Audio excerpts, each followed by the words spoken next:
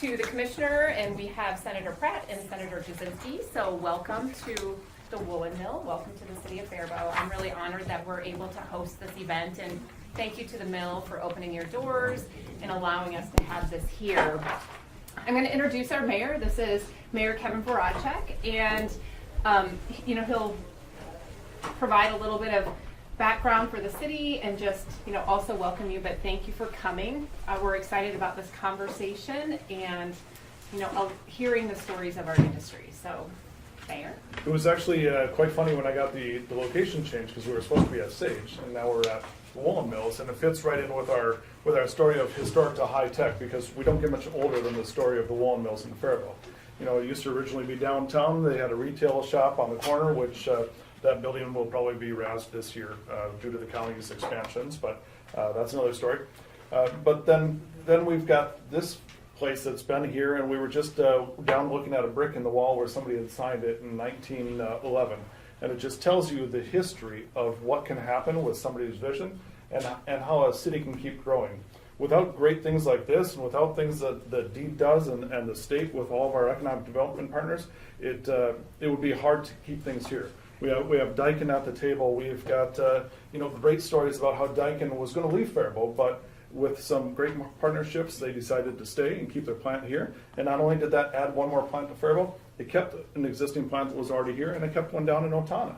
And if they had moved their one, they may have moved all three. So it's always a very scary thing when you look at your economic development in a town, because if there's one thing that closes, it could disrupt the whole line of everything. But we've been fortunate to have some great visionaries in Faribault, and they continue to keep coming, and we love to see the inspiration and the hard work that goes into it. So thank you for coming down to hear a little bit of our story and hang out with some of our business owners.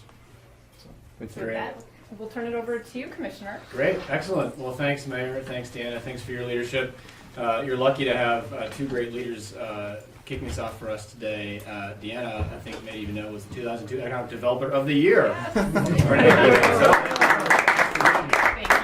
you. She works tirelessly on behalf of this region, and of course, still to be joined by Senators Jasinski and Pratt. I'll kick off this conversation, but we're mainly here to hear from all the business owners in the room. And one of the reasons we're doing these events focused on our state and the possibilities we see for it is that we've been through a tough couple years in Minnesota, and I think across the country, but certainly in our state.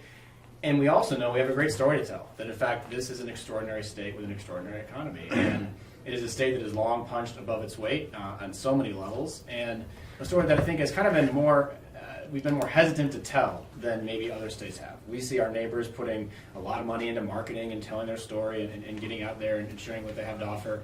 But Minnesota, which I think has arguably one of the best products, if you will, of any state in the country, hasn't been as forward-leaning on sharing the message of Minnesota with the rest of the world. And so one of the things the governor, myself, our colleagues in the legislature have really tried to lean into is just being more proactive about why Minnesota is a great place to do business, why it's a great place to raise a family, and in an environment that's really competitive, have that story out there and have business leaders themselves be the ones that help tell it. And so last fall we launched a new platform at joinusmn.com. It's really kind of the first time we've had a front door for businesses looking to come to Minnesota to understand what's available and how to access it, but also for talent, because I'm sure, as you'll share with us, workforce development is one of the biggest challenges we as a state face. And so we want to have a proactive message in the market that says, hey, come and live in the state. We've got some of the best schools in the country. We've got some of the best infrastructure. We've got a world-class airport. We've got amazing businesses, one of the most educated populations in the country. We've seen again and again, Minnesota has really bounced back from COVID and is doing better now than we ever have in so many levels. And we also know we have work to do. So we hope this conversation can be a little bit about, why Minnesota is a great place to grow and build a business, and also ways that we can do better. And so we're just excited to hear from all of you. And I think before we turn to our business owners, I'll turn to my colleagues here, both champions for business in the Senate. Senator Jasinski and Pratt, you want to share a few thoughts before we dive into our conversation? Sure. I'll also thank you. Welcome to District 19 now. I was the mayor here back and have been involved in local politics, I think, for 29 years. Some of the things, and again, the Faribault Woolen Mills has a special place in my heart. When I became the mayor, this was kind of the first project I tackled. We did some creative economic development tools to keep them here during a tough time after a flood. And so the community really got behind that, and the Moody's came in. I know Paul's not here, but really want to thank the Moody's for what they did to come here. It's a great community, very proud of not only the Woolen Mills, but all our businesses. And these are all the leaders that really represent our community, that always step up when the community needs something. So I want to thank all of them. And I also want to thank Senator Pratt. So we've done BDPI here, and our city is phenomenal. So Senator Bach always refers to how Faribault always gets BDPI money. That's because we're good at it. And I think everybody here at the table has almost got benefit. I know the Faribault Foods, the Daikin, have all benefited from BDPI. I continue to carry that and will carry that until I die. But I've been very involved in that. Senator Pratt has helped me on the Jobs Committee to get those funding each year, as well as the Bonding Committee. So between Jobs Committee and bonding, we fund that BDPI program, which we all know is so important to let industry expand here. Also, I want to make a plug for the historic tax credits, how important that is here. Senator Pratt and I are going to make sure that we get that in the tax bill. We may have to work on one of our counterparts there to get that in, but we also understand the importance of the historic tax credit. Faribault has the largest historic district, or the most historic buildings in Minnesota other than St. Paul. So St. Paul's number 1, Faribault's number 2, and we are very proud of that. So the historic tax credits are very, very important. So we're excited. I'm very excited. This is my hometown. I was born and raised here. This is my district as well, so very happy, and you've done very well helping us, so I appreciate all the help you've done. You understand the importance. Northfield and Faribault are very close in ideals. We may be rivals sometimes, or have been, but really the same community-based, what we want to see done. So it's very good. And with that, I'm going to turn to Senator Pratt. But again, thank you for all coming today. It's great to have you all here in the town, and you're going to hear some great stories here of what's happening in Faribault and the area. Great. So I'm Eric Pratt. As John said, I chair the Senate Jobs Committee.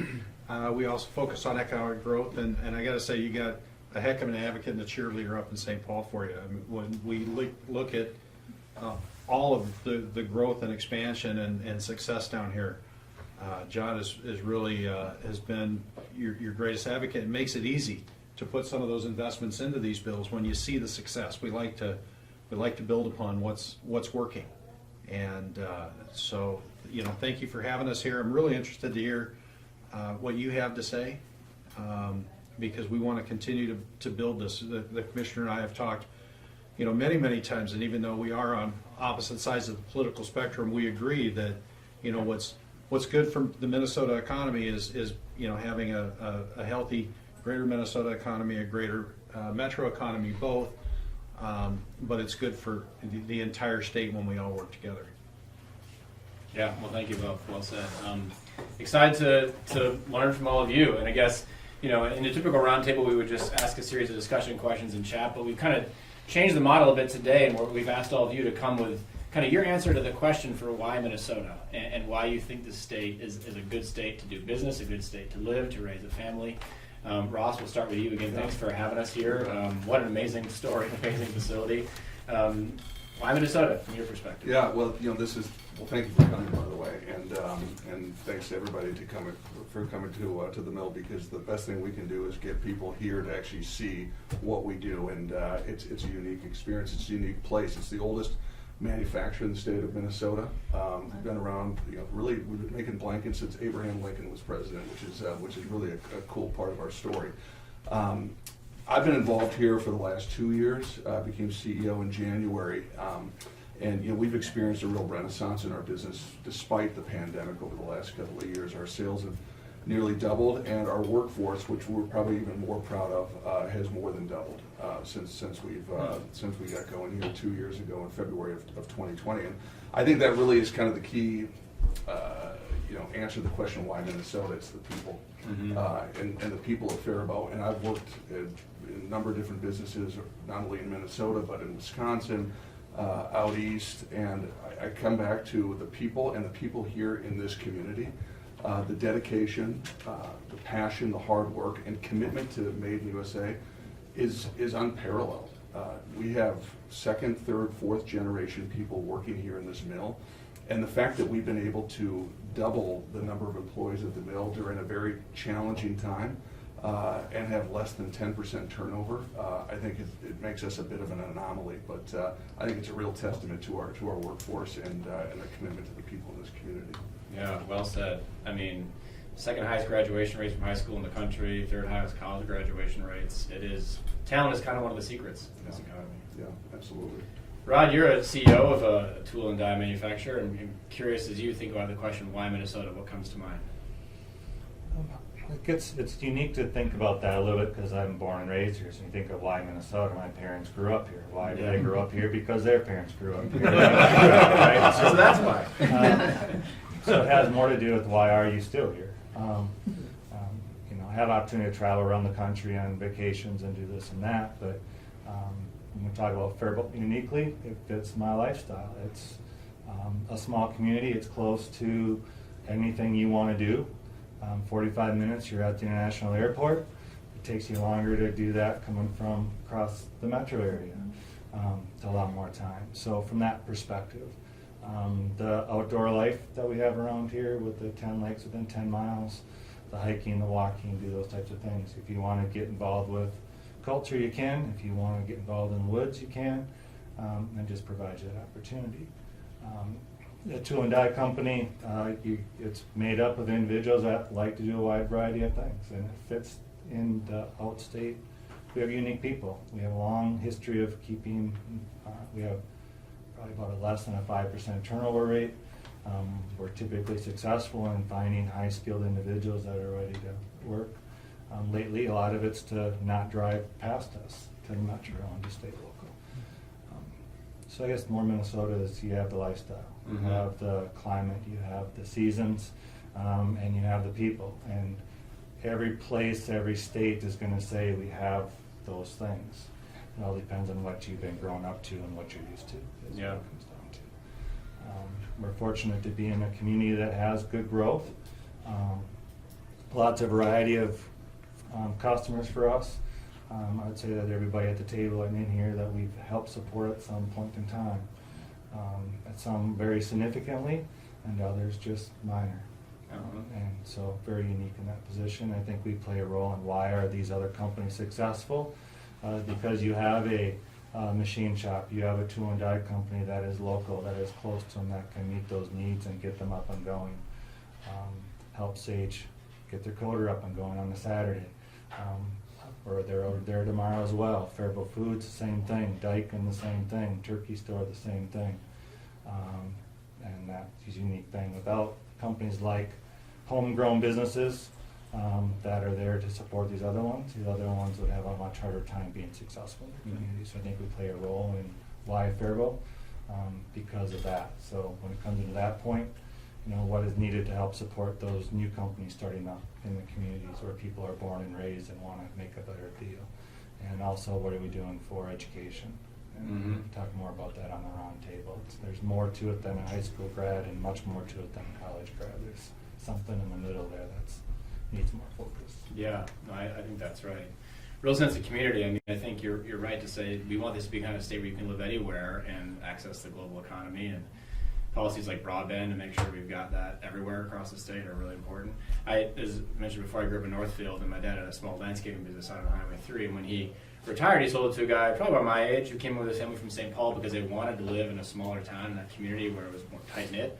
But they ran a furniture business and needed a structure for it and needed to have high-speed access to sell their products across the country, and he's able to do that. And I think that's a trend line we kind of have to be on top of more and more as COVID has made people kind of rethink where they want to live, and making sure Minnesota can be a place where you can live anywhere and access the global economy. Right. Versus those that are saying, hey, I can live anywhere, so where else do I want to live now? Right, And yeah. many times that's not been in Minnesota lately, at least a few that I've talked to. So, Yeah, we need to get more people moving in, that's for yeah, sure. but definitely have a national, international market. Even for us, we have an international market. Our largest customer is in Texas. Oh, really? So we have a big bandwidth as well. And Yeah.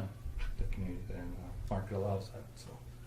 Well, Paula, your story at Curly Girls is amazing. I mean, you started this business kind of out of your house, and you've just expanded it greatly. And we've seen about 40% uptick in small business starts since the pandemic hit. So more people are trying new things. I'm curious from your perspective as an entrepreneur, why Minnesota?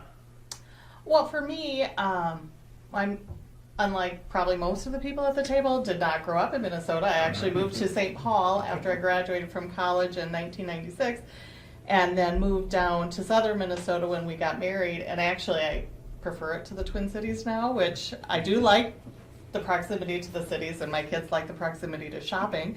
But for me, for starting a business in Minnesota, the greatest asset is all of the small business resources that are available, not only through DEED, but through the Department of Agriculture has helped us immensely. And at least in southern Minnesota or the Faribault Owatonna area, we have Southern Minnesota Initiative Foundation. I know there's other initiative foundations throughout the state, but the expertise that they were able to provide myself as a startup is unparalleled to some of what I witnessed when my parents started their business back in Iowa. There weren't the resources that there are here Speaking in the of Smith, state. look who walked in, he must have heard. Ears are burning. Tim must have known. And so for us, the resources to help me grow and expand and hire employees and find a manufacturing facility and go from being just a retail store to now being mostly manufacturing with a small retail store has been amazing for us. Yeah. Well, it's one of the things that state government for a long time has tried to get right in the state, and it's, I think, partly the reason we have the number one business survivability of any state in the country. So if you start a business in Minnesota, more likely to be around for 5 years than any other state in America, which is kind of an amazing thing. But getting more people to start businesses is part of what we've been trying to do, to inspire inside of government too. I think you need that constant rejuvenation of the economy. The story of Curly Girls is amazing. Do you want to share just a little bit more about how you built this business? So when I was 17 years ago, well, 17 and a half now, I took a class to become a certified chocolatier just for fun while I was pregnant. And that morphed into making candies for friends and family. And that morphed into selling it at Christmas fairs and different craft shows and sales and farmers markets. And that morphed into a retail store at the outlet center on I-35. And from there, at that time we were primarily retail. I did make some of our own chocolates and caramels and fudge. And we had a lot of requests for sugar-free candy, and nobody was really making anything good. So we are the first manufacturer to experiment with non-maltitol and artificial sweeteners in our candy, and so we have the first caramels, brittles, and toffees made without any maltitol. So we use a plant-based sweetener blend that we came up with, or that I came up with myself, that doesn't raise blood sugar. So in 2017, we had outgrown our space in Medford and relocated to Owatonna. And from there, we've expanded our business there another 1,500 square feet in manufacturing. In 2019, we rebranded and transferred, got rid of all of our sugar candy, and now all we do is handcrafted sugar-free, and we ship all over the country, Canada. We've shipped as far as Singapore, primarily e-commerce. We do have a small retail store.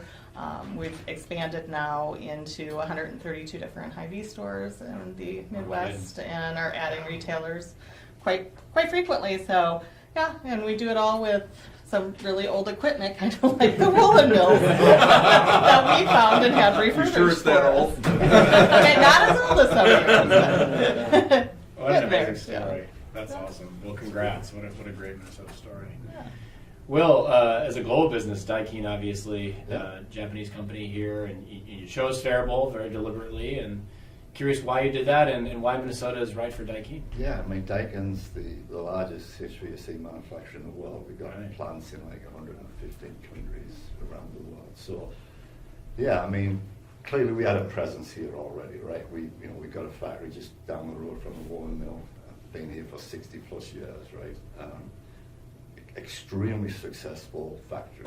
It was kind of the mothership for our Minnesota operations.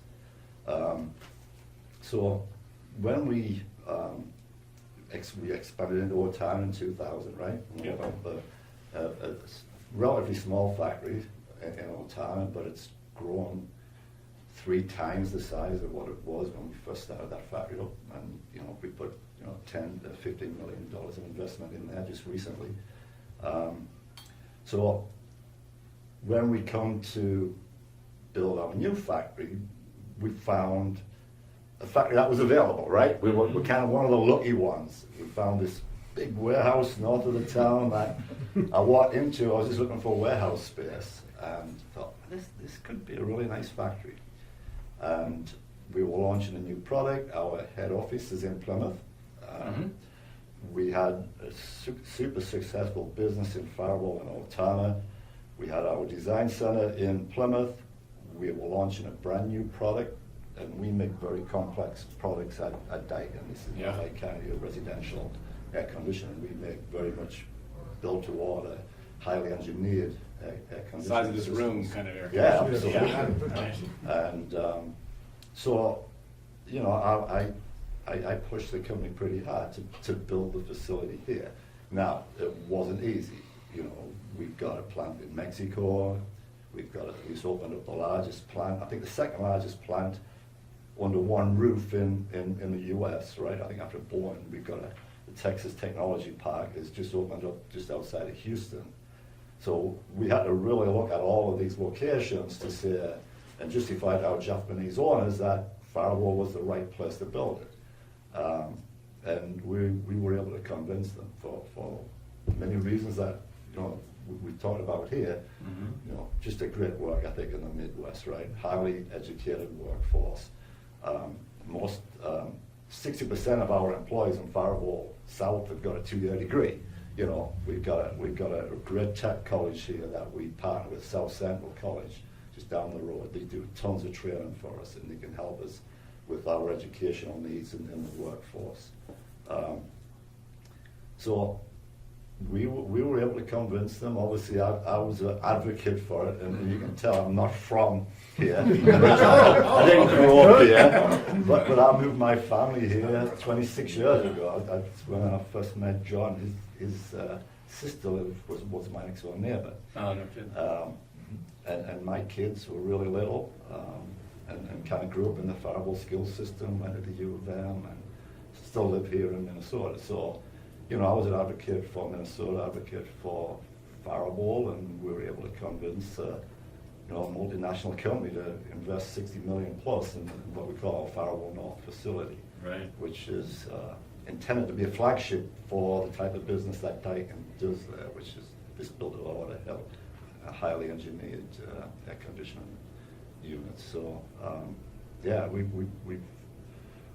think we've got a very good base here in Faribault and in Minnesota, and it's been a great place for me personally, but also I think Daikin as well.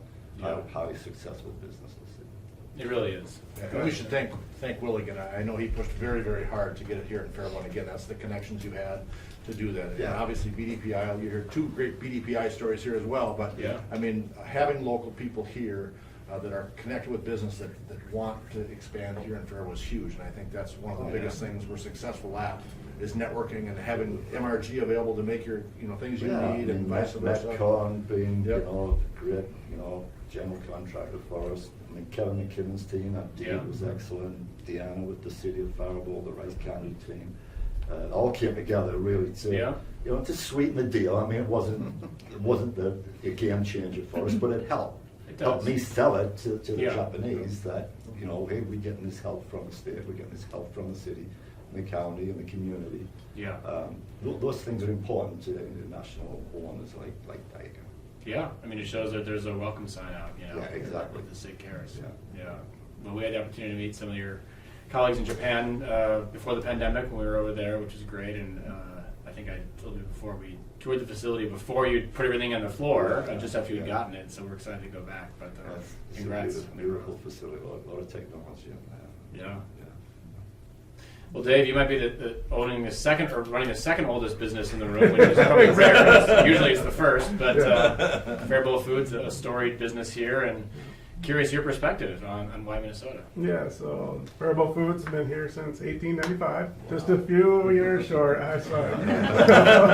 Wish we could do better. But 1895, literally right across the street here. It was originally founded. The company was, you know, it was a seasonal cannery, just banging around, doing corn and peas and stuff like that in the can.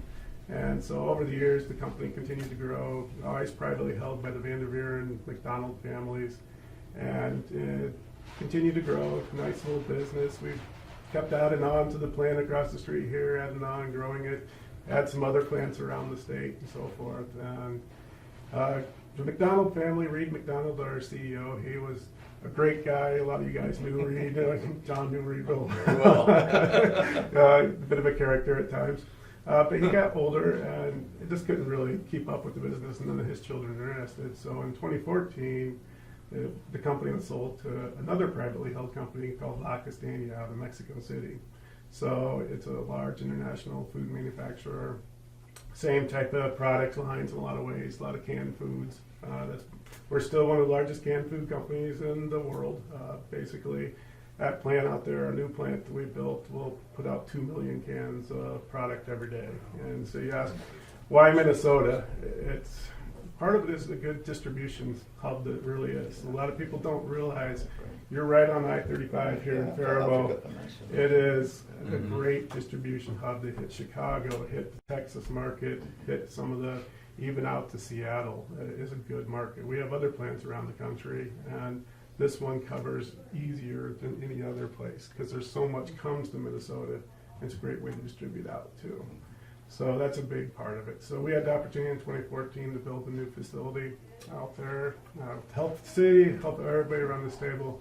We're able to build that facility. So we'll be here for a long time ago now. So, Yeah. but keep making, eat those beans, eat that soup. Canned goods aren't going anywhere, are they? No, And I'd just like to want another connection again. So you talk about Will pushing for his worldwide company to stay here. Well, Gary Kinseth, who had been with Faribault Foods forever, he was a city council member, a mayor, been here forever. Again, he was doing in the role the same as Will was, is trying to make sure they invested here in Faribault versus somewhere else.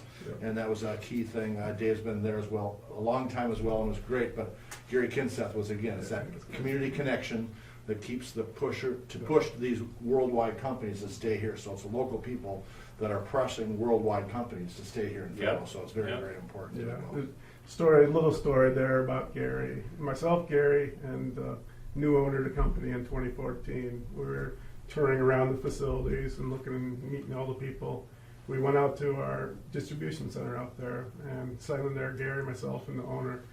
And we're looking over, he goes, "You guys are great people. This is a great place. I'm going to build a new facility here." And so Okay. that's really where it started. No kidding. So Gary really was key in that. Those relationships just make a huge difference. Yep. There's no question about it. Well, Ryan, the governor loves to brag about Sage Glass. He mentions it a lot. He likes to tell the story of the Nada Airport and all the work you've done there. And I mean, what an innovative company. Just, curious your perspective as just a cutting edge manufacturer of Yeah, and I glass just and have products. to How do say, you think about this? Dave, I didn't realize the company was 1895, and these guys actually have Sage Glass right across the street from us. Exactly. So Ross, I'm waiting for you to make the call. On This is the whole setup. You sell in charge of sales, so that's the first order. But I've been with the company for 5 years, and for me personally, it was just a wow moment when I came down and interviewed, because I had no idea at first who Saint Gobain was in Sage Glass. And so Sage Glass is owned by Saint Gobain, which is a very large French company.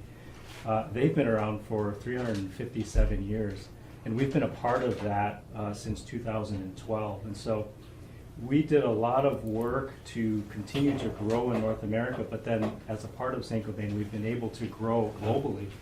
And so we now serve over 25 countries with our products. And we also recruit talent from even outside of Minnesota. We have 27 spoken native languages in our organization today.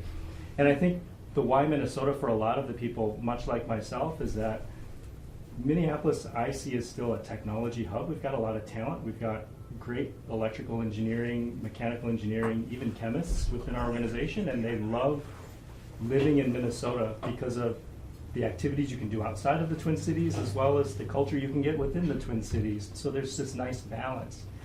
One of the interesting things that I've seen with some of the younger groups that come in and work for us are they love living in Uptown, and they carpool from Uptown, and so they get the small town feel here, and they get the strong sense of community here, but they also enjoy their weekends over there. And so I think that's one of the challenges we have here within the city of Faribault is creating an entertaining environment for them, even on the weekends. So, Right. But the why Minnesota, I think, for me personally, has been progressing in career within Minnesota with high tech. And Sage Glass provides that. And we're not going anywhere because we continue to invest in this particular facility, which is about 320,000 square feet. And the building next door to the current manufacturing is still our office space. It's about 60,000 square feet. And so you can see physically how much we've grown to serve the globe. And to your point, it's very well located just with regard to our ability to ship across North America. And so the plan with this particular facility is to continue to serve the North American market. And as we continue to invest in it, we're continuing to invest in expansion of our throughput for that particular manufacturing facility. So you'll see a lot to come still on.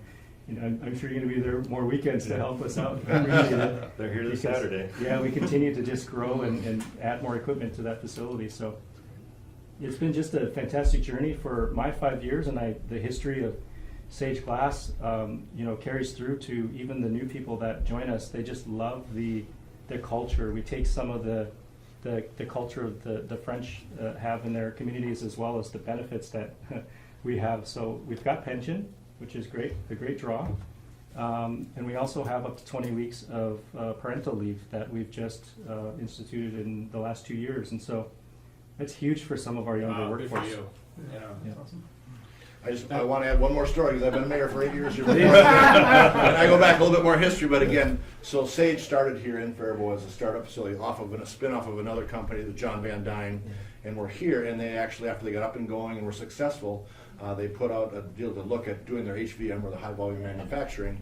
And Deloitte was chosen to look for a new facility where they should locate in the whole United States. Yeah. And Deloitte picked upstate New York because of the power and the hydropower electricity rates. And it was basically kind of a done deal. And we had, again, local employees that were born and raised here that came into the city. This time, I think Deanna had just gotten there, came in with our Chamber of Commerce president before Nort was Kim Anderson. We had a meeting on a Friday afternoon, and we were, panicking because we didn't want to lose our startup of how great Sage was. Had a meeting, and a little history in that meeting, the John Van Dyne's wife didn't like a billboard that was located on the site. And that was one thing that we got creative. It's a $25,000 thing that we added at the last minute.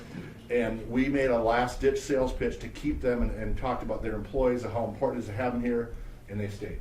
Wow. So they got chosen to go somewhere else, went against that, and again, because of local ties, to do that, and stayed here in the community. So that was the Van Dynes as The well Van as Dynes. probably Chuck Hayes? yes, before that, very beginning. So I date back, I don't want to date myself, but I'm 55 years old. But again, all local stories. And then I'll make my last plug how important a good contracting firm is in Faribault.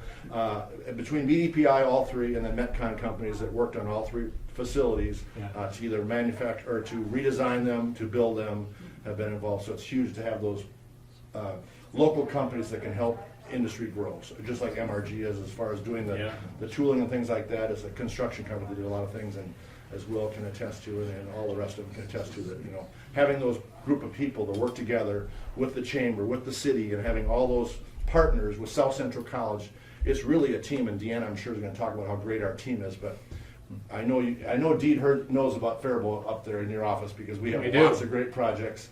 And I want He to keeps us posted. how important it is to have this team that is here today, and this local manufacturers that are here. So again, then I'll shut up. So sorry. One fun fact we also have is that when we have customers, and for some reason maybe the word gets around in India, when we have customers and colleagues that come from there, they always ask us when they can go ice fishing. I love it. All right, I'll shut up. That's right. No, Senator, it's well said. I mean, this is a community, and that's what I think makes Minnesota really special. Speaking of which, we're thrilled to have Tim Penny just join us from the Southern Minnesota Initiative Foundation. No better champion for this region. We work with Tim and his team so frequently. So, Tim, thanks for joining us today. It's good to have you here. Well, we'll open up the conversation, and I guess maybe I'll just start by saying to anyone who'd love to chime in, when you think about maybe misconceptions about Minnesota, or things that people might not know about the state that you think we should really lean into, I'd be curious your thoughts, because one of the things that the governor's putting forward in this legislative session is the idea of putting some marketing dollars into our state. It's not the only solution to our workforce challenges, but we don't really spend money on sort of promoting Minnesota outside of our state with any kind of real marketing money. And so that's one of the reasons we're trying to lift up this moment as a chance to put some real dollars at play here. And I'm curious, as you think about that message, what are some things you think we should tell the people outside of the state they might not already know, or that they might have misconceptions about as it relates to Minnesota?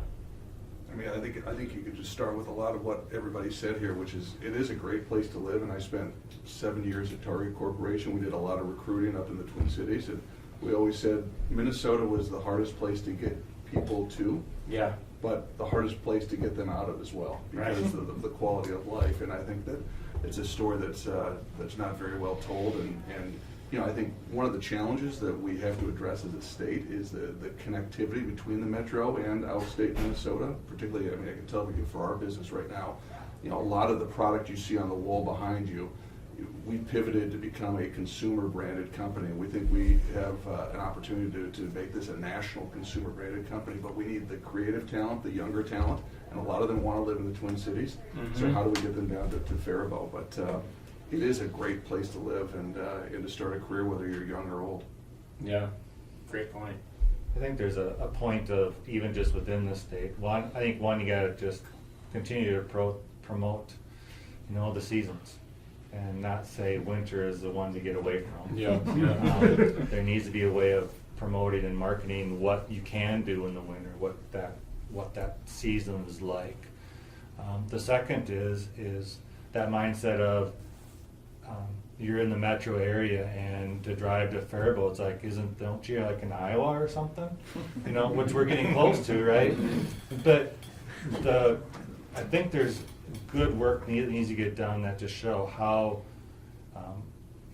close outstate is and how easy it is to get around, and the value that comes out of that it's not a big distance. You know, you talk, it'll take you how much time to drive across town to go do something, but yet you could drive 30 miles in the same amount of time and have a different experience. And are you willing to do that? So it's trying to expand that viewpoint out within the state of what there actually is to provide for in the state. So I think there's more. That's a big thing. We find that when you're trying to recruit people from work, how far do I have to go? You know, once they drive it, that's an easy drive.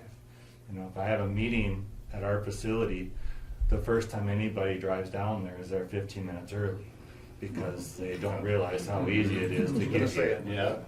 I think he's also promoting more money for roads. Yeah. That's good. But, you know, it's Intersection.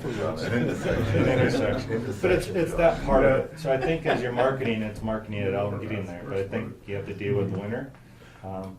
Every place has mosquitoes, and then it's shown that there is that much more that's not in St. Paul and Minneapolis. Yeah. And outstate further how easy it is to get around and what that has to offer. Yeah. Well said. Well, the rest of you, any misconceptions or I don't know, things that you want to kind of really hone in on as the story of our state? Commissioner, just to chime in Sure. a little bit, I know that we're here to talk to the business leaders, but one of the things, and to build on what Rod just said, I think one of the misconceptions might be the fact people don't understand the level of sophistication that exists even outside the metro. Mm-hmm. And I know I've had a chance to have a conversation with Lawrence about this, but we may be outstate, but we're just as sophisticated. And the way that we can pull deals together and make projects happen and deliver on our promises, I think is second to none.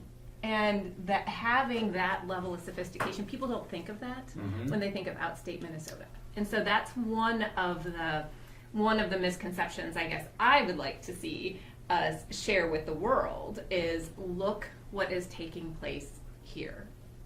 Yeah, I mean, you and Senator Jasinski both made that point, that it's that ability to come together as a community and put together pretty sophisticated deals and projects that pull on a lot of levers.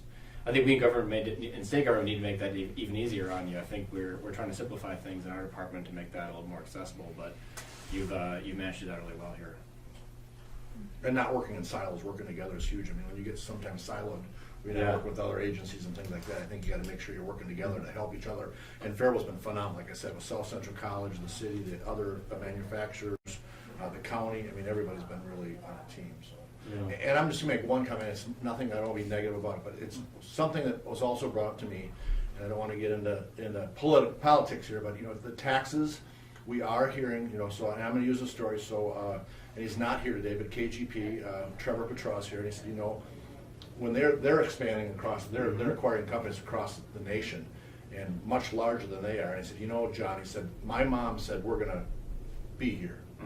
But he said the more and more we go on from generation to generation, and you're looking at taxes, and Minnesota's one of the higher taxes, and I get the quality of life, so I'm not making a dig by any means, but we really do need to watch what our tax rates are, because people are exiting, and we're seeing a lot of people that have been here, raised, and at their end of their career, they move to another state to shelter what they've built over the years. And it's happening, and again, I don't want to get negative on it, but we do as a state really need to realize that, because it's tough to get up at the Capitol and stand up and argue about estate taxes being too high here for the wealthy, but the wealthy that have built businesses like this are leaving the state and taking not only their money with them, they're taking their experience, their philanthropy, they're taking it out of the state. So we still have to find a good mix of tax rates and quality of life, and that's the politics of what's going on. But we really need to make sure that we're watching that, because it is happening.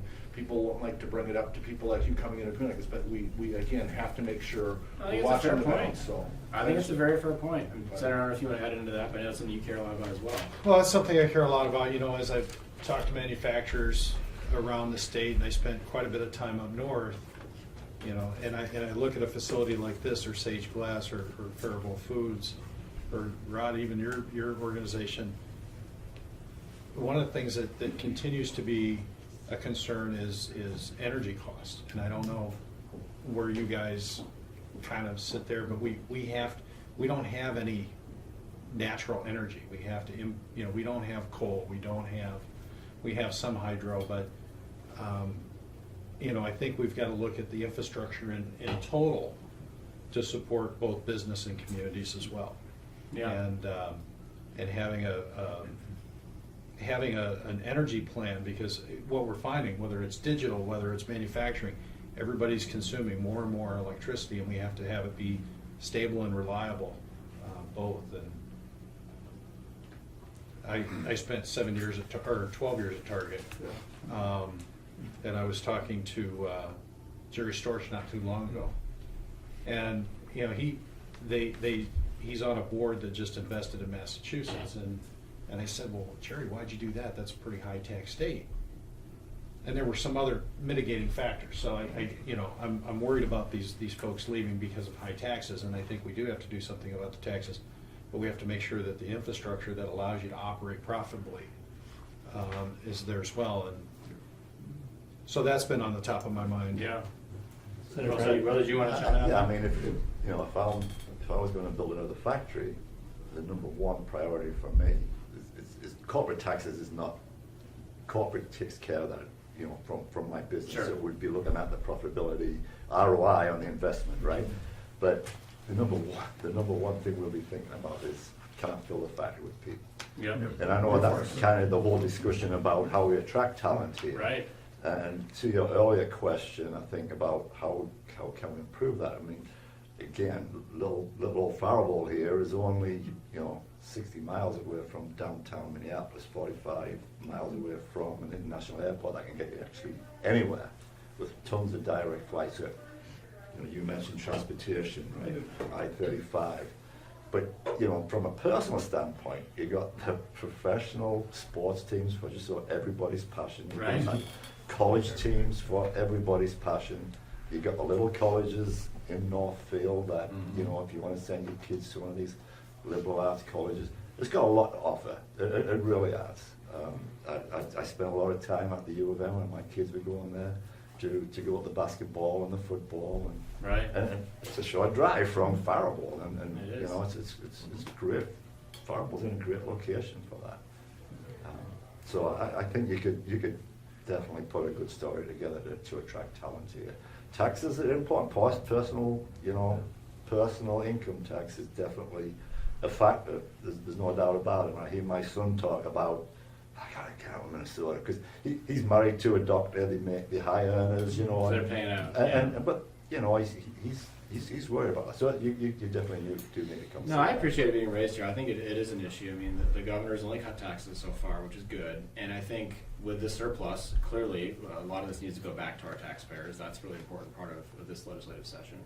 And I think the tax story is important. I mean, I think you say, well, Senator, it is a balance. It's like, yes, maybe the taxes are a little bit higher here, but we actually rank 16th in the country on the ratio of taxes to GDP. So you kind of get in what you pay in. But that balance matters. And we do hear people, to the points the senators have made here, saying, oh, when I'm retiring, I might leave, or I might live 187 days in Puerto Rico, or wherever it might be, so paying taxes elsewhere. That's not what we want to see. So this is part of that story. But I think making sure that we have the kind of state that is welcoming to business and that we're aggressive on it is really helpful. I know we're kind of coming near the end of our time together, but we are in the middle of a legislative session. You've got two powerful legislators here and a commissioner who are all working for you. And I guess I just ask if there are things you want to have us keep in mind here in these final weeks of the legislative session. It's a really unique one. We've got a big surplus to figure out how to navigate. And as you think about what you'd like to see from the state, I guess, as it relates to business, what advice would you give us? I think one of the challenges we're running into in the building construction industry is, making ourselves into a net zero or carbon neutral type of business. As a whole, we've got an initiative to do that under Saint-Gobain.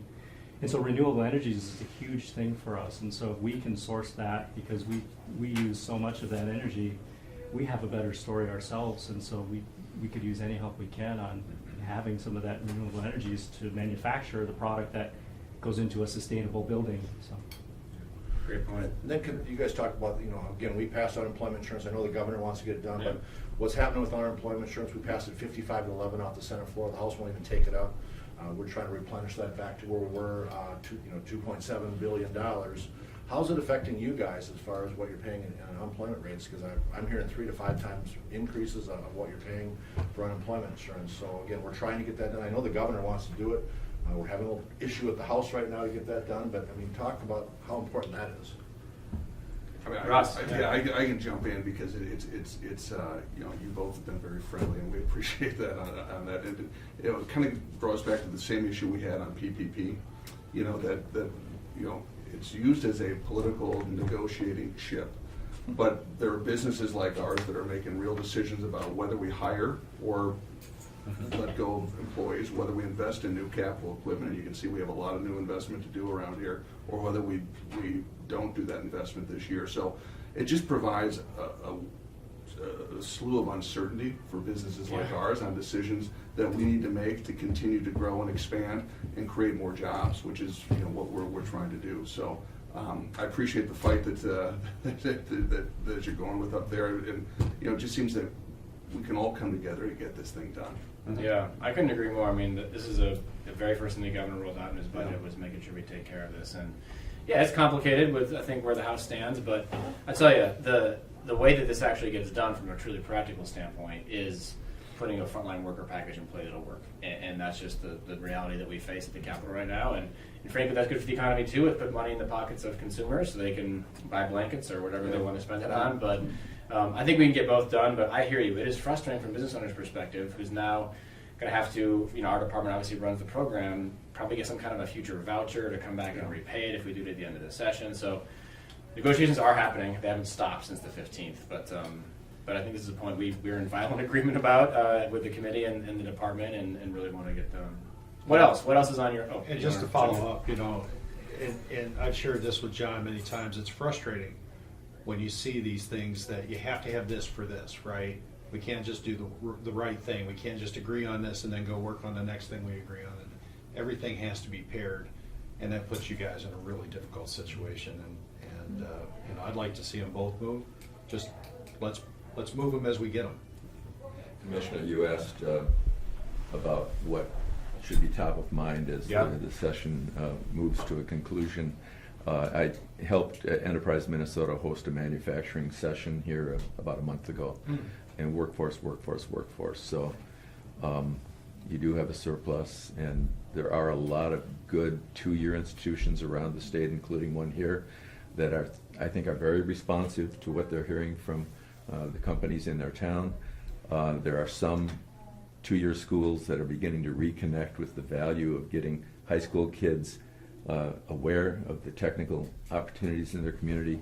So that's just something I think would be critically important to the future economy for some additional resources to focus on. The one other thing I'll mention is our motto at the foundation is collaborating for regional vitality.